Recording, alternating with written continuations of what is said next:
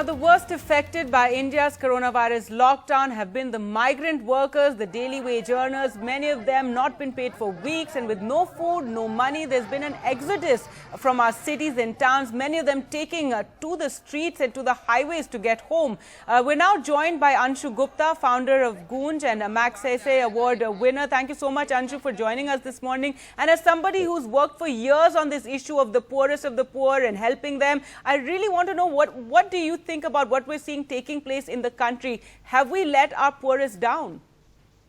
Absolutely, absolutely. I mean, there's no doubt about it. You know, I'm even wondering that is it right to use the word migrant, because at the end of the day, I am a migrant. Right? Almost half the politicians, the business guys, the media people, most of us are migrant. You know, we are not working in our own cities. I mean, if you just stick to the definition of migrant. So just that, you know, India is divided in two parts right now. One, the people who have food, and the other one who do not have food. So whosoever does not have food is actually on the road. It's very sad to see the way people are walking. It's very sad to see that in many cases we are waking up after almost 1.5 months of the crisis or off when people started walking, and then trying to arrange for something, and what happened in Bangalore recently and many other places. And today, you know, in the morning, the kind of incident. I mean, someone was safe and secured. 16 migrants being killed on a railway track in Aurangabad. Absolutely tragic. But Anshu, it's also been a while, as we've been saying, it's been nearly 1.5 months, you know, of this extended lockdown, and one really has to wonder, why haven't we been able to help them more? Why are we still seeing these massive exodus? We see a lot of, a lot being said and promised by authorities, by state governments, by central governments as well. But none of it seems to be reaching on the ground. And in this situation, and this is from reports and what I've seen in Delhi and in Gurgaon and NCR areas, is the NGOs are the ones who are really on the ground, who've been really working hard at providing at least some food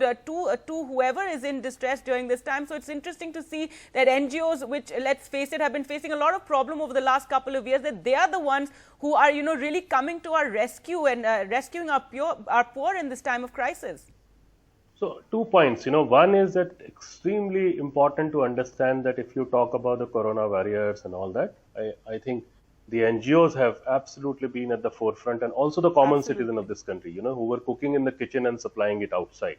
It's an absolutely amazing effort by a large number of absolutely resource-starved NGO sector and the common citizen who really came up in a big number and is still taking all kind of risks. They are not health experts, they do not have PPE kits, but are still trying to do their best and feeding people.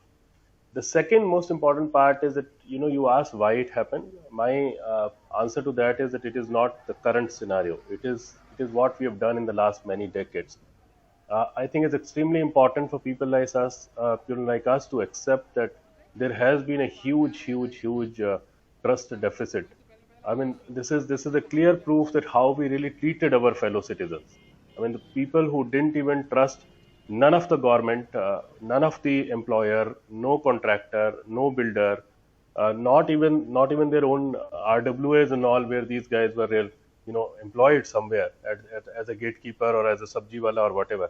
They didn't trust. They didn't even wait for an hour to stay back. They just started walking. Even they didn't even know where are they going. They didn't even know how many kilometers, how many days it will take. Right. Though I have to say that some of the workers that we've spoken to are on the streets. They said they got tired of waiting. They got their medical checkups done in Mumbai, some of them, because they were told that they'll be trains. They needed to get medical checkups done, and then they'll be allowed to board these trains. But they said they just got tired of waiting for the trains. They were being asked for rent. They didn't get their wages. Anshu, very briefly, what do you think needs to be done urgently? Like, what would you recommend if, somebody from the central government is listening? What needs to be done right now in the face of this crisis? I think let's make proper arrangement to make sure that people go home. All of us are secured and safe, because at the time of crisis, you need to understand the emotion part also, not only the practical or the number part of it. Right. I mean, all of us are feeling safe because we are there with our dear ones, or in our own houses with our family. I mean, one of the person who is walking saying कि मैं जाना चाहता हूँ because मैं अपनों के बीच में मरना चाहता हूँ. I want to go because I want to die with my own people. That shows the sentiment of people. So I think the most important part, just two parts. One is for sure that we make sure that people go home. We need to build up systems in terms of health checkups and all. And second is that for the next couple of months, at least if nothing else, we take care of the hunger part of it. So all the Food Corporation of India go downs which are selling right now rice, that rice need to be available to people.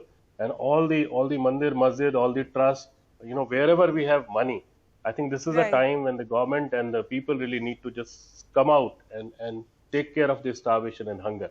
I think if we just take care of these two things, not easy, but not something which cannot be done if we really Absolutely. do it. Because people are not demanding anything, fine. People are just saying, "Ghar jaane do, let us go home." And people are saying, "Give us some food." Just Right. two things for the time being. All right, Anshu, thank you so much for speaking to us.